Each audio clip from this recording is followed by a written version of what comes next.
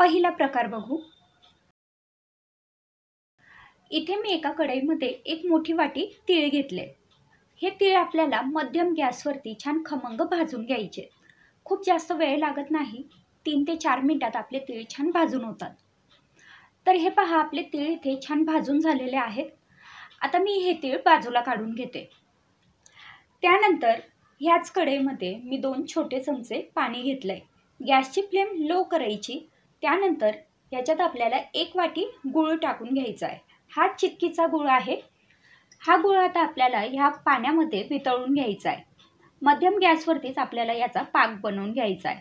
हाय फ्लेमवरती हा पाक बनवू नका, नाहीतर मग बऱ्याचदा आपला पाक कडवट लागायला लागतो। तर हे पहा, साधारण 2-3 मिनिटानंतर लगेचच आपला जो गूळ होता तो छान वितळलेला आहे। आणि आता पुन्हा 2-3 मिनिटं मध्यम गॅसवरती मी हा पाक उकळून घेणार आहे। 2 मिनिटानंतर आपला पाक झालाय की नाही ते चेक करून पाहू। वाटीमध्ये थोडंसं पाणी घेतलं, त्यात हा पाकाचे 2-3 थेंब टाकून घेतले। आणि हे पहा, अशा पद्धतीने जर हे एका ठिकाणी गोळा होत असतील, म्हणजे त्याची गोळी तयार होत असेल, तर समजायचं आपला पाक इथे तयार झालाय। तर पाक तयार झाल्यानंतर आपण जे तीळ भाजून घेतले होते ते या पाकामध्ये टाकायचे। गॅसची फ्लेम बंद करायची आणि त्यानंतर हे सगळं छान एकजीव करून घ्यायचं। हे मिश्रण चांगलं एकजीव झालं की एका ताटामध्ये ते काढून घ्यायचं। तुम्हाला हवं असेल तर ताटाला तुम्ही तूप सुद्धा लावून घेऊ शकतात, म्हणजे हे मिश्रण खाली ताटाला चिटकणार नाही। आता हे मिश्रण ताटात काढून घेतल्यानंतर 1-2 मिनिटं फक्त थोडंसं कोमट होऊ द्यायचं। खूप जास्त थंड करू नका, नाहीतर लाडू वळता येत नाही। थोडं गरम असतानाच आपल्याला याच्या अशा पद्धतीने बॉल्स तयार करून घ्यायचे, जेणेकरून आपल्याला लाडू बनवायला सुद्धा सोपं जाईल आणि हे जे मिश्रण आहे हे लवकर थंड सुद्धा होईल। तर हे पहा, अशा पद्धतीने आपल्याला हव्या त्या आकाराचे छोटे मोठे बॉल्स आपण इथे तयार करून घेतलेत। त्यानंतर हाताला थोडंसं तूप लावायचं किंवा पाणी लावलं तरी सुद्धा चालेल। आणि आपण हे जे बॉल्स काढून घेतलेले होते त्याला छान गोल आकार देऊन घ्यायचा। खूप फास्ट ही प्रोसेस आपल्याला करायची असते, कारण हे जे मिश्रण आहे हे जर अगदी पूर्ण थंड झालं तर मग नंतर याचे लाडू वळता येत नाही। आणि जर तसं झालं तर मग काय करायचं, हे मिश्रण पुन्हा थोडंसं गरम करून घ्यायचं, म्हणजे हे थोडं पातळ होईल आणि आपल्याला लाडू वळायला सोपं जाईल। तर अशा प्रकारे मी हे सगळे लाडू हातावरती पुन्हा वळून घेतलेले आहे, म्हणजे जे बॉल्स होते त्याला छान लाडूचा आकार आलाय। आणि अशा प्रकारे तुम्ही बघू शकतायत, हा लाडू मी तुम्हाला तोडून दाखवते। अगदी मऊसूत असा हा लाडू तयार झालाय। तर मग ही रेसिपी तुम्ही जरूर ट्राय करून बघा। अगदी मोठ्यांपासून लहानांपर्यंत सगळ्यांना हे लाडू खाता येतात। वयस्कर लोकांना सुद्धा हे लाडू खूप आवडतील। आता दुसरा प्रकार पाहू। इथे मी एका पोळपाटाला थोडंसं तूप लावून घेतलंय। आपण इथे वड्यात छान लाटून घेणार आहोत, त्यासाठी या पोळपाटाला मी तूप लावून घेतलंय। त्यासोबत लाटण्याला सुद्धा तूप लावून घ्यायचंय। तुपाऐवजी तेल सुद्धा तुम्ही वापरू शकतात। कढईमध्ये 1 वाटी तीळ घेतले आणि तीळ आपल्याला मध्यम गॅसवरती भाजून घ्यायचे। 2-3 मिनिटं हे तीळ भाजून झाल्यानंतर हे मी बाजूला काढून घेतले। आता ह्याच कढईमध्ये पुन्हा 2 चमचे पाणी टाकायचं आणि त्यामध्ये 1 वाटी गूळ टाकून घ्यायचा आहे। आता हा गूळ आपल्याला इथे छान वितळून घ्यायचा आहे। ह्या गुळाचा आता आपल्याला पाक तयार करून घ्यायचा आहे। तर थोडासा घट्ट असा पाक आपल्याला तयार करून घ्यायचा आहे। तर हे पहा, गूळ पूर्णपणे वितळलेला आहे। आता मध्यम गॅसवरती मी याचा पाक तयार करून घेते। तर अशा पद्धतीने ह्या गुळाचा जो पाक आहे त्याला बुडबुडे यायला लागले आणि थोडासा हा पाक घट्ट व्हायला लागला की मग चेक करून बघायचा। पाक चेक करण्यासाठी वाटीमध्ये पाणी घेतलं, त्या पाण्यामध्ये या गुळाच्या पाकाचे 4-5 थेंब टाकून बघितले। त्यानंतर हे सगळे थेंब एका ठिकाणी गोळा करायचे आणि थोडं थंड झालं की अशा प्रकारे त्याची गोळी तयार होते का ते चेक करायचं। आता या पाकाची इथे छान गोळी तयार होते आणि याला थोडासा ताण दिला तर ते ताणलं जातंय। आता गॅस बंद करायचा आणि या पाकामध्ये तीळ टाकून घ्यायचे। जे तीळ आपण भाजून घेतले होते ते आता मी या पाकामध्ये टाकून घेतले। त्यानंतर हे सगळं छान एकजीव करून घेतलं। हे एकजीव झाल्यानंतर लगेचच हे मिश्रण आपण पोळपाटाला जे तूप लावून घेतलं होतं त्या पोळपाटावर टाकून घ्यायचं। खूप जास्त वेळ लावायचा नाही, अगदी पटापट करायचं, कारण नंतर हे मिश्रण लगेचच थंड व्हायला लागतं आणि थंड झालं की मग आपल्याला याचं लाडू किंवा वड्या काहीच करता येत नाही। तर आता लगेचच मी हे लाटण्याने लाटून घेते। आपल्याला पाहिजे तेवढं पातळ आपण हे लाटू शकतो। इथेच तुम्ही बटर पेपरसुद्धा वापरू शकतात, म्हणजे हे मिश्रण अजून जास्त पातळ तुम्हाला लाटता येईल. किंवा मग आपण जी तिळगुळाची पापडी म्हणतो, ती पापडी तुम्हाला जर करायची असेल तर ती सुद्धा तुम्ही याची बनवू शकतात. आता सुरीच्या साहाय्याने लगेचच मी याच्या वड्या कापून घेतल्या आहेत आणि 10 मिनिटं सेट झाल्यानंतर या वड्या मी आता बाजूला काढून घेते. जर समजा या वड्या तुमच्या ताटाला किंवा पोळपाटाला चिटकल्या असतील आणि तुम्ही लोखंडी पोळपाट जर वापरत असाल तर ते गॅसवरती थोडं 2 मिनिटं धरायचं, म्हणजे या वड्या लगेचच सुकतात. आता बघू तिसरा प्रकार. एका मिक्सरच्या भांड्यामध्ये मी भाजून घेतलेले तीळ घेतले. तर साधारण पाऊण वाटी एवढे हे तीळ आहेत.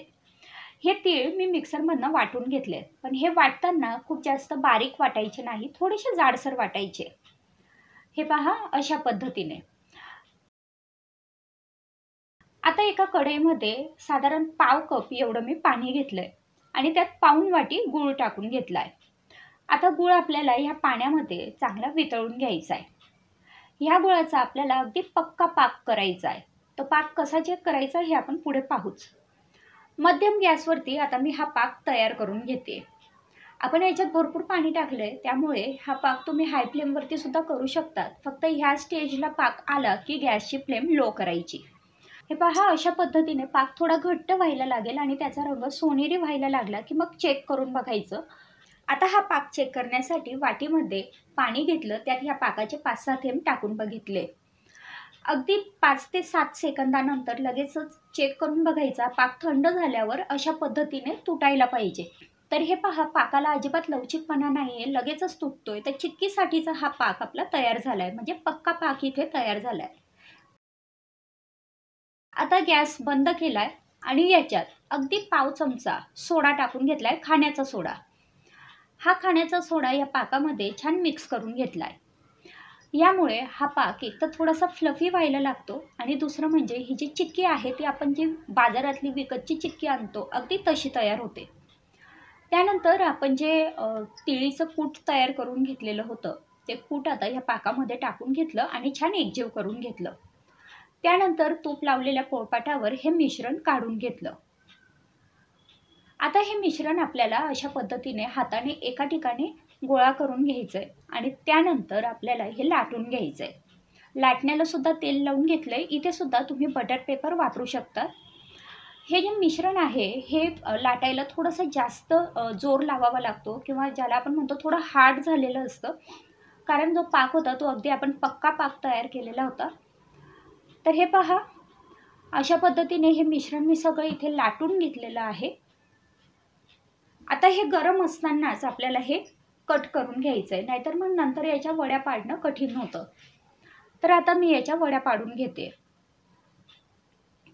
आपल्याला हव्या त्या आकारात आपण ह्या वड्या पाडू शकतो. तर वड्या पाडताना सुद्धा तुम्हाला खूप जास्त प्रेशर द्यावं लागेल, तेव्हाच याच्या वड्या पडतील. पण जसं हे थंड होत जाईल तशी ही जी चिक्की आहे ती छान खुसखुशीत तयार होईल. तर हे पहा, आपली छान तिळाची इथे चिक्की तयार झालेली आहे आणि तिचं टेक्स्चर बघा, अगदी बाजारातल्या चिक्कीसारखी ही चिक्की तयार होते. त्यानंतर प्रकार चौथा. इथे एका ताटामध्ये मी थोडंसं तूप लावून घेतलंय. या ताटामध्ये आपण वड्या पाडणार आहोत, त्यासाठी ताटाला तूप लावून घेतलंय. त्यानंतर कढईमध्ये 1 वाटी तीळ घेतले. हे तीळ मध्यम गॅसवरती 2-3 मिनिटं छान भाजून घेतले.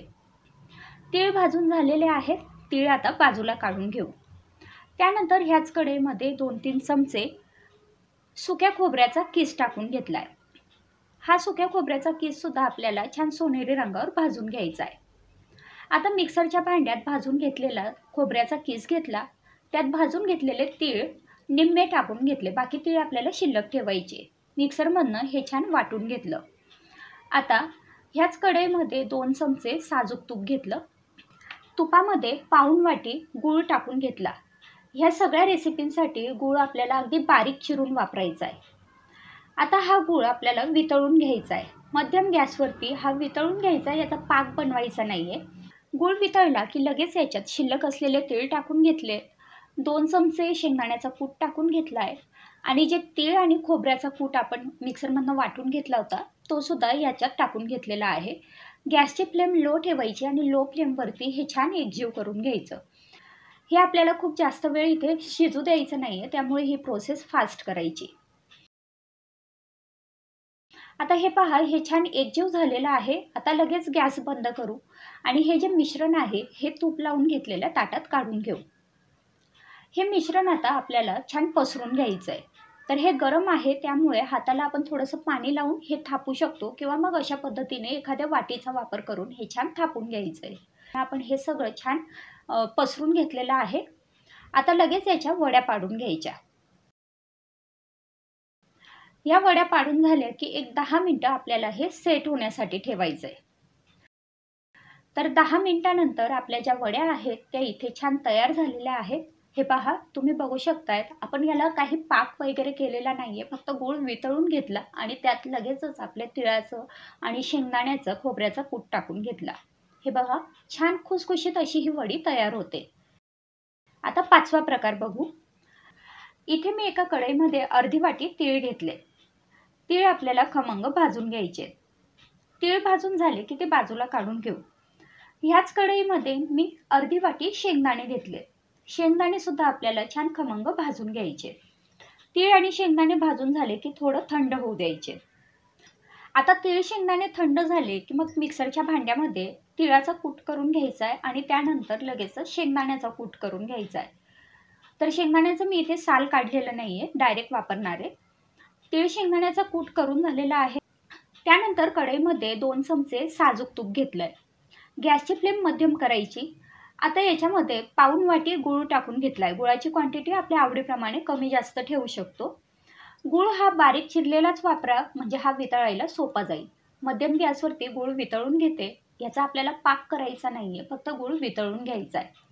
तर हे पहा, गूळ इथे छान वितळलेला आहे.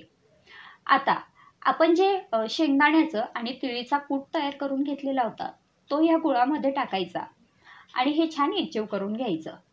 मंद गॅसवरती हे सगळं अगदी पटापट एकजीव करायचं. हे पहा, हे सगळं एकजीव झालंय. आता लगेचच गॅस बंद करू. हे मिश्रण एका ताटात काढून घेतलं आणि थोडं कोमट होऊ दिलं. मिश्रण कोमट झाल्यानंतर लगेचच याचे लाडू वळायला घ्यायचे. आपण हा गुळाचा पाक वगैरे केलेला नाहीये, त्यामुळे हे मिश्रण कोरडं होत नाही. लाडू अगदी सहज वळले जातात. हे पहा, तुम्ही बघू शकतायत अशा पद्धतीने इथे आपले हे तिळगुळाचे छान लाडू तयार झालेले आहेत. हे लाडू अतिशय सॉफ्ट असतात आणि याच्यात तीळ आणि शेंगदाणे दोन्हीही असल्यामुळे खूप छान पौष्टिक सुद्धा असतात.